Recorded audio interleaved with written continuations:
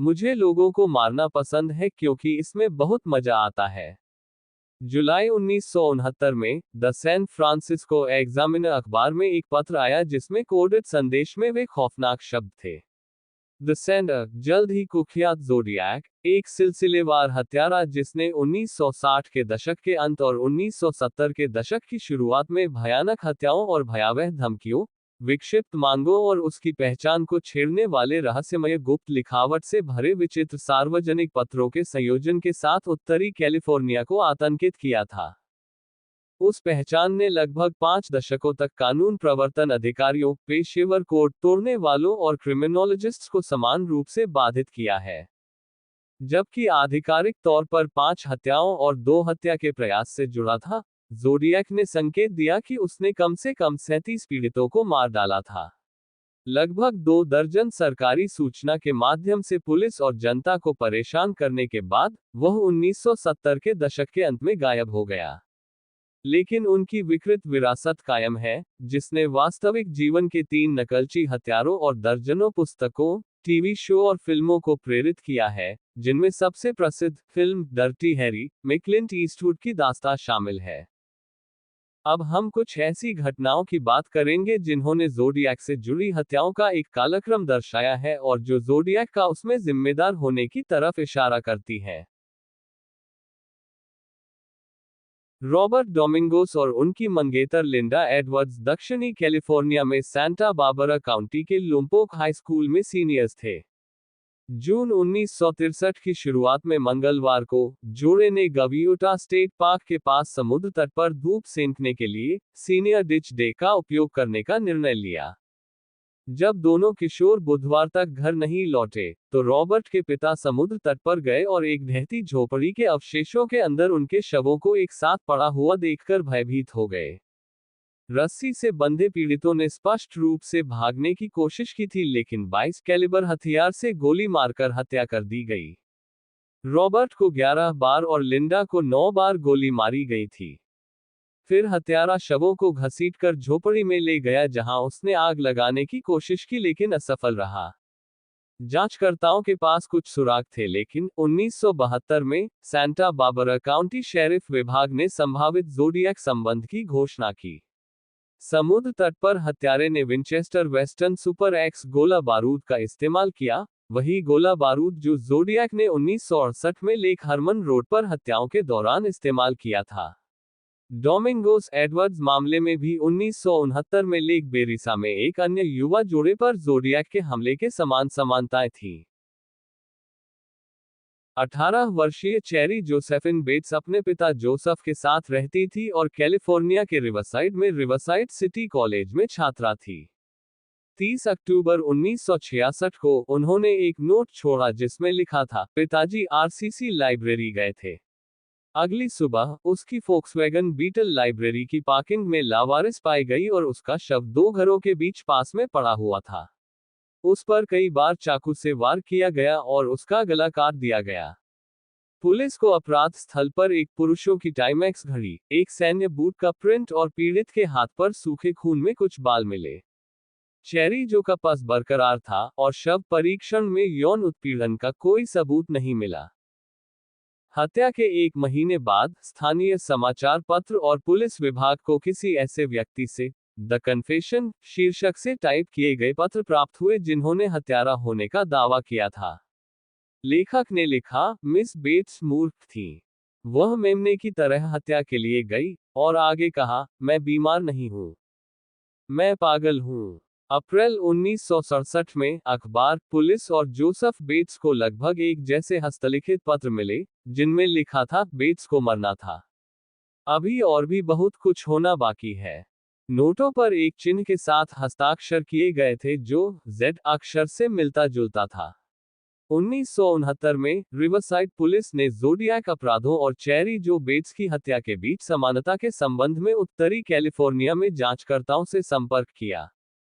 California के न्याय विभाग के तत्कालीन दस्तावेज परीक्षक शेरवुड मॉरल ने निष्कर्ष निकाला कि बेट्स मामले से जुड़े नोट्स के लिए ज़ोडिएक जिम्मेदार था।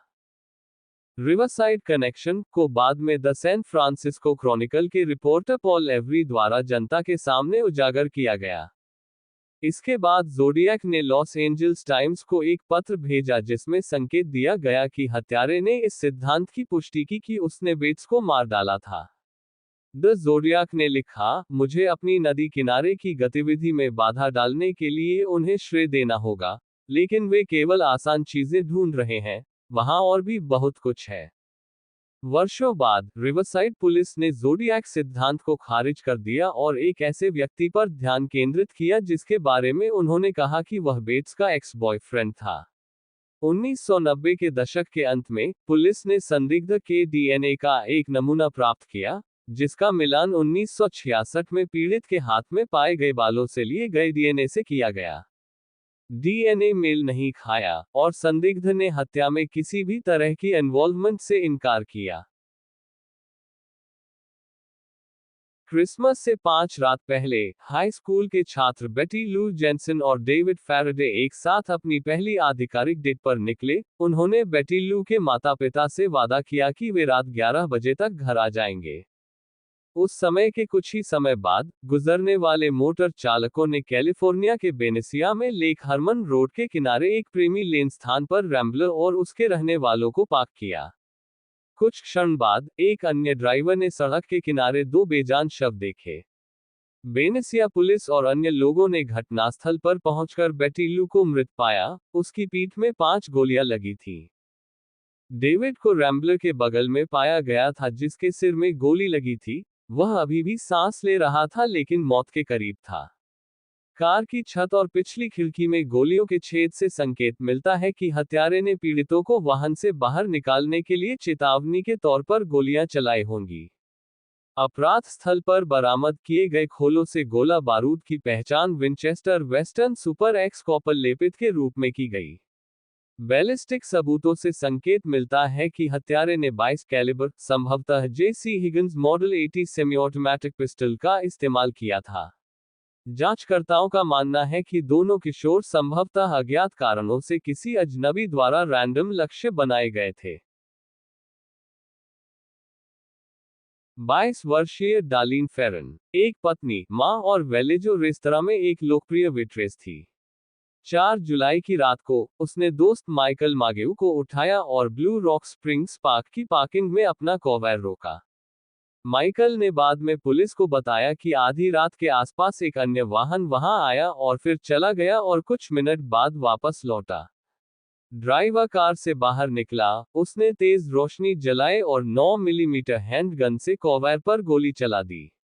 माइकल को जबड़े, कंधे और पैर में गोली लगी थी। डार्लिन को कई बार मारा गया।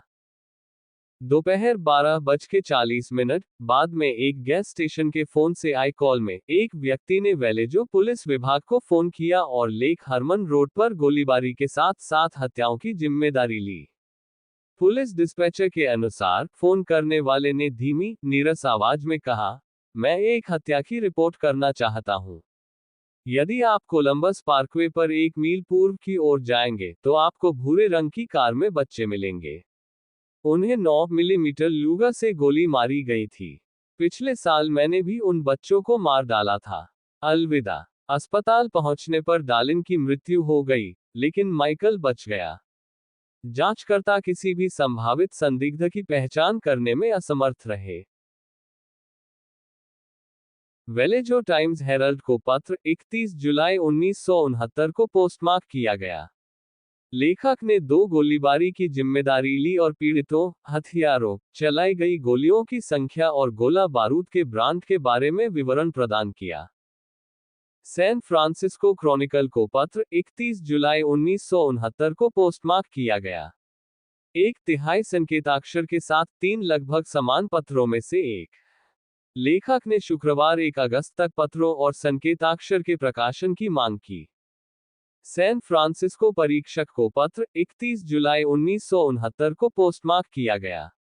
लेखक ने धमकी दी कि यदि समाचार पत्रों ने संकेताक्षर प्रकाशित नहीं किया तो वह फिर से हत्या कर देगा, जिसमें ये शब्द शामिल थे, मुझे लोगों को मारना पसंद है क्योंकि यह बहुत मजेदार है।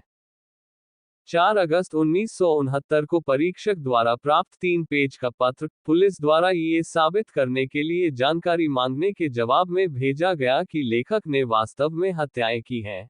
ये ज़ोडिएक नाम का पहला उपयोग था। सितंबर के अंत में एक शनिवार को कॉलेज के छात्र ब्रायन हार्टनल और सेसिलिया शेपर्ड नापा, कैलिफोर्निया से लगभग 30 मील उत्तर में बेरिसा झील के किनारे आराम कर रहे थे। एक आदमी बंदूक पकड़े हुए और हुड वाली पोशाक पहने हुए दिखाई दिया, जिसके सीने पर एक सफेद क्रॉस शकल सिला हुआ था। ये समझाते हुए कि वह एक जेल से भागा हुआ कैदी है और मेक्सिको भागने के लिए उसे पैसे और एक कार की जरूरत थी, अजनबी ने उनकी कलाइयों को प्लास्टिक के कपड़े की पहले से कटी हुई लंबाई से बांध दिया। बिना किसी चेतावनी के उसने ब्रायन की पीठ में 6 बार एक बड़ा चाकू घोंप दिया। इसके बाद उसने सिसिलिया पर 10 बार चाकू से वार किया जबकि वह अपनी जिंदगी के लिए संघर्ष कर रही थी।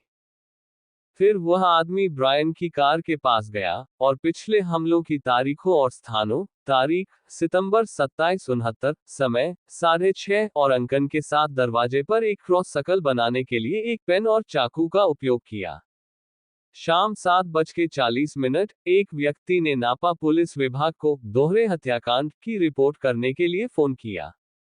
कॉल करने वाले ने ब्रायन की कार का वर्णन किया, पुलिस को अपराध स्थल पर जाने का निर्देश दिया और कबूल किया, मैंने ही ये किया है। पुलिस ने कॉल ट्रेस किया तो पता चला कि वह जगह जहां से कॉल आया वह नापा में एक कार वॉश की दुकान है। 2 दिन बाद सिसिलिया की मृत्यु हो गई, लेकिन ब्रायन बच गया। पीड़ित ब्रायन हार्टनल की फोक्सवैगन कर्मनघिया के यात्री दरवाजे पर लिखा संदेश, जिसमें 2 गोलीबारी की तारीखें शामिल थीं। कैलिफोर्निया के न्याय विभाग के दस्तावेजों के परीक्षक शेरवुड मॉरल ने निष्कर्ष निकाला कि दरवाजा संदेश ज़ोडिएक पत्रों के लेखक द्वारा लिखा गया था। पॉल स्टाइन, 28 वर्षीय छात्र और पति, सैन फ्रांसिस्को में कैब ड्राइवर के रूप में काम करते थे। उस रात स्टाइन ने अपस्केल प्रेसिडियो हाइट्स नेबरहुड के लिए सवारी ली। वाशिंगटन और चेरी स्ट्रीट्स के चौराहे पर यात्री ने स्टाइन के सिर में गोली मार दी और पीड़ित की शर्ट का एक टुकड़ा उतार दिया। पुलिस के पहुंचने से ठीक पहले वह व्यक्ति चला गया, लेकिन पुलिस रेडियो प्रसारण में गलती से संदिग्ध को एक काला आदमी बताया गया और पासिंग अधिकारियों ने सही विवरण से मिलते जुलते एक सफेद व्यक्ति को खारिज कर दिया। कैब के ड्राइवर की तरफ पाए गए उंगलियों के निशान हत्यारे के हो सकते हैं और गवाहों द्वारा दिए गए विवरण के आधार पर एक स्केच तैयार किया गया था। इस मामले को एक नियमित डकैती माना जाता था जब तक कि सैन फ्रांसिस्को क्रॉनिकल के कार्यालय को द ज़ोडिएक के एक पत्र के साथ एक लिफाफा नहीं मिला, जो शब्दों के साथ शुरू हुआ, मैं टैक्सी ड्राइवर का हत्यारा हूं। लिफाफे में पॉल स्टाइन की शर्ट का खून से सना हुआ टुकड़ा भी था। ज़ोडिएक ने इस बात से इनकार किया कि उसने उंगलियों के निशान छोड़े हैं और दावा किया कि पुलिस का स्केच गलत था क्योंकि उसने भेष बदल रखा था। क्रॉनिकल को पत्र 13 अक्टूबर 1969 को पोस्टमार्क किया गया। लेखक ने उसे पकड़ने में विफल रहने के लिए पुलिस का मजाक उड़ाया और स्कूल बस में बच्चों को गोली मारने की धमकी दी। लिफाफे में पीड़ित पॉल स्टाइन की खून से सनी शर्ट का एक टुकड़ा था। क्रॉनिकल का लिफाफा 8 नवंबर 1969 को पोस्टमार्क किया गया, जिसमें कैब ड्राइवर की शर्ट का एक और टुकड़ा, एक मजाकिया ग्रीटिंग कार्ड और 340 सिंबल वाला एक कोडेड मैसेज शामिल है। लेखक ने आगे कहा, देश जुलाई अगस्त सेप्ट ऑक्ट इक्वल्स 7, जो और भी दूसरे पीड़ितों की तरफ इशारा करता था। क्रॉनिकल को 7 पन्नों का पत्र 9 नवंबर 1969 को पोस्टमार्क किया गया। ज़ोडिएक के सबसे लंबे संदेश में दावा किया गया कि पुलिस ने उसे एक अपराध स्थल के पास रोका लेकिन उसे जाने दिया। ज़ोडिएक ने एक बम नुस्खा और विस्फोटक का एक डायग्राम भी शामिल किया था। प्रसिद्ध वकील मेलविन बेली को संबोधित पत्र 20 दिसंबर 1969 को पोस्टमार्क किया गया। लेखक को डर था कि वह फिर से हत्या कर देगा और बेली से हस्तक्षेप करने के लिए कहा। पत्र के अंत में लिखा था, कृपया मेरी मदद करें, मैं अधिक समय तक नियंत्रण में नहीं रह सकता। मार्च के अंत में एक रविवार को 22 वर्षीय कैथलीन जोन्स ने अपनी नवजात बेटी को एक स्टेशन वैगन में बिठाया और राज्य के उत्तरी हिस्से में पेटलुमा में अपनी बीमार मां से मिलने के लिए सैन बर्नार्डिनो, कैलिफोर्निया छोड़ दिया। कैथलीन अपने लंबे समय के प्रेमी के बच्चे से 7 महीने की गर्भवती भी थी। जैसे ही वह मोडेस्टो के पास राजमार्ग 132 पर यात्रा कर रही थी, एक अन्य वाहन स्टेशन वैगन के साथ आ गया और चालक ने संकेत दिया कि कैथलीन को गाड़ी रोक देनी चाहिए। सड़क के किनारे ड्राइवर ने बताया कि कैथलीन के स्टेशन वैगन का पिछला पहिया ढीला था, लेकिन उसने समस्या को ठीक करने का वादा किया। इसके बजाय उसने लूग नट को ढीला कर दिया और जैसे ही कैथलीन ने गाड़ी चलाने की कोशिश की, पहिया गिर गया। फिर उस आदमी ने कैथलीन को एक गैस स्टेशन तक ले जाने की पेशकश की। वह उसकी कार में चढ़ गई और उसे पता चला कि उसकी कुछ और ही योजनाएं थीं। उसने दावा किया कि उसने उसके बच्चे को नुकसान पहुंचाने की परोक्ष धमकियां भी दी। आखिरकार कैथलीन ने अपनी बेटी को पकड़ लिया और कार से कूद गई। वहां से गुजर रहा एक ड्राइवर कैथलीन को पास के एक पुलिस स्टेशन में ले गया, जहां उसने ज़ोडिएक के एक पुलिस कैच से अजनबी की पहचान की। महीनों बाद एक ज़ोडिएक पत्र में एक महिला और उसके बच्चे के साथ एक दिलचस्प यात्रा का उल्लेख किया गया। क्रॉनिकल को पत्र 20 अप्रैल 1970 को पोस्टमार्क किया गया। इसमें शामिल है एक 13 सिंबल कोड और एक स्कूल बस में बच्चों को मारने के लिए डिजाइन किए गए बम का एक डायग्राम। ज़ोडिएक ने हाल ही में पुलिस स्टेशन पर हुए बम विस्फोट की जिम्मेदारी से इनकार किया, जिसमें एक अधिकारी की मौत हो गई थी। क्रॉनिकल के लिए ग्रीटिंग कार्ड 28 अप्रैल 1970 को पोस्टमार्क किया गया। कार्ड के अंदर ज़ोडिएक ने अपने बम धमकियों के प्रकाशन की मांग की और जोर देकर कहा कि सैन फ्रांसिस्को खाड़ी क्षेत्र के लोग ज़ोडिएक बटन पहनते हैं, जो उनके चुने हुए प्रतीक क्रॉस को दर्शाता है। क्रॉनिकल को पत्र 26 जून 1970 को पोस्ट किया गया, जिसमें माउंट डियाब्लो की चोटी पर एक क्रॉस सकल के साथ सैन फ्रांसिस्को खाड़ी क्षेत्र का नक्शा और ज़ोडिएक के बम का पता लगाने के लिए एक कोड शामिल है। लेखक ने दावा किया कि उसने फिर से हत्या की। क्रॉनिकल को पत्र 24 जुलाई 1970 को पोस्टमार्क किया गया। ज़ोडिएक ने शिकायत की कि लोग उसके क्रॉस सकल ज़ोडिएक बटन नहीं पहन रहे थे, और उसने दावा किया कि वह 22 मार्च 1970 को गर्भवती मां कैथलीन जोन्स के असफल अपहरण के लिए जिम्मेदार था। क्रॉनिकल को 5 पेज का पत्र 26 जुलाई 1970 को पोस्टमार्क किया गया। ज़ोडिएक ने अपने पीड़ितों को यातना देने का वर्णन किया और गिलबर्ट और सुलिवान के संगीत द मिकाडो से उद्धृत किया। पत्र में ये भी बताया गया है कि माउंट डियाब्लो कोड का संबंध जियोमेट्रिक एंगल्स से है, जिन्हें रेडियंस के रूप में जाना जाता है। ज़ोडिएक से जुड़े एक पोस्टकार्ड में लेक टाहो, नेवाडा में एक कॉन्डोमिनियम प्रोजेक्ट के लिए एक विज्ञापन दिखाया गया था, जिसमें वाक्यांश लेक टाहो क्षेत्रों को पास करें और विक्टिम 12 की तलाश करें। कुछ लोगों ने इस गुप्त संदेश की व्याख्या 25 वर्षीय डोना लास के लापता होने के सुराग के रूप में की। मई 1970 में डोना ने सैन फ्रांसिस्को में लेटरमैन जनरल हॉस्पिटल में काम किया, जो उस क्षेत्र के पास प्रेसिडियो सैन्य अड्डे पर स्थित था, जहां ज़ोडिएक ने एक कैब ड्राइवर को मार डाला था। डोना उत्तर पूर्व में साउथ लेक टाहो चली गई और उन्हें सहारा होटल और कैसीनो में एक नर्स के रूप में काम मिला। 6 सितंबर 1970 को 1:50 पर अपनी कार्य लॉगबुक में अंतिम प्रविष्टि के कुछ समय बाद डोना गायब हो गई। बाद में उनकी कार उनके अपार्टमेंट के पास लावारिस हालत में मिली थी। कुछ सोर्सेस के अनुसार एक अज्ञात व्यक्ति ने डोना के एम्प्लॉयर और उसके मकान मालिक को फोन किया और दावा किया कि उसे पारिवारिक आपातकाल के कारण शहर छोड़ना पड़ा। डोना के परिवार ने अधिकारियों को बताया कि ऐसी कोई आपात स्थिति नहीं थी और उस व्यक्ति की कभी पहचान नहीं की गई। जांचकर्ताओं को संदेह था कि डोना का अपहरण कर लिया गया था और उसकी हत्या कर दी गई थी, लेकिन उसका शव कभी नहीं मिला। उसका गायब होना एक रहस्य बना रहा और उसका नाम संभावित ज़ोडिएक पीड़ितों की लंबी सूची में जोड़ा गया। 5 अक्टूबर 1970 को पोस्टमार्क किया गया संदिग्ध ज़ोडिएक पोस्टकार्ड अन्य स्रोतों से काटे गए पाठ के साथ निर्मित एक संदेश के साथ।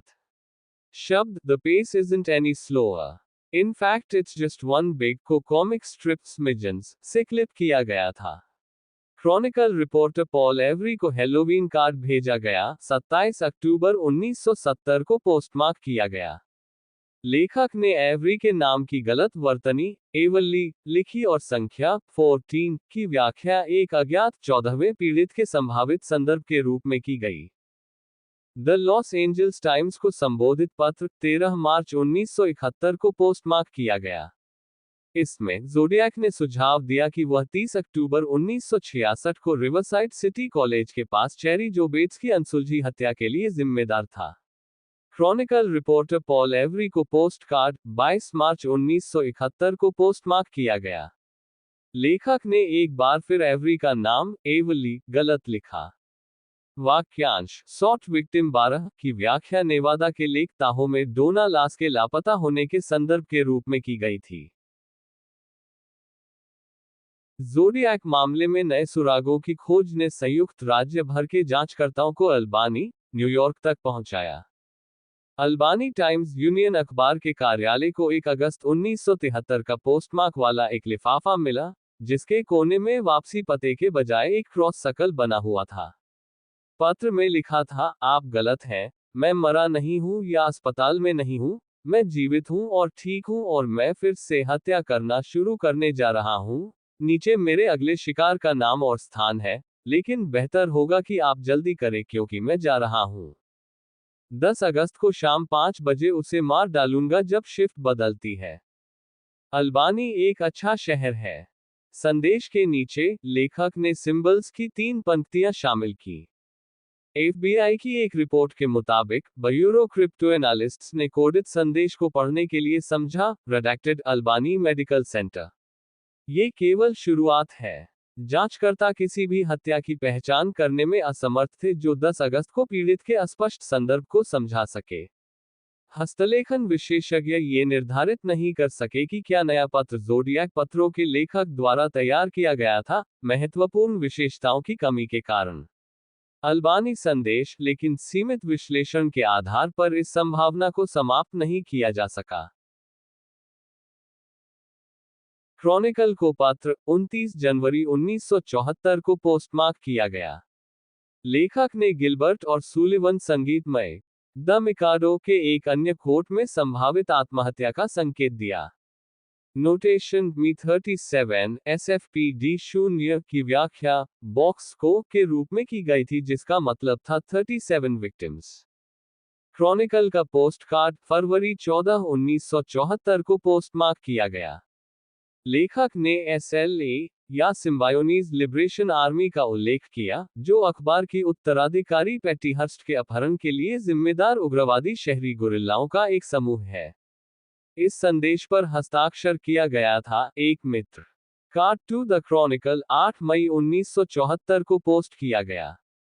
एक नागरिक के इस संदेश में रिचर्ड स्टाकवेदर और उनके 14 साल के साथियों की हत्या के बारे में फिल्म द बैडलैंड्स के समाचार पत्रों के विज्ञापनों में ग्लोरिफिकेशन ऑफ वायलेंस के बारे में शिकायत की गई थी। पुरानी महिला मित्र क्रॉनिकल को पत्र 8 जुलाई 1974 को पोस्टमार्क किया गया।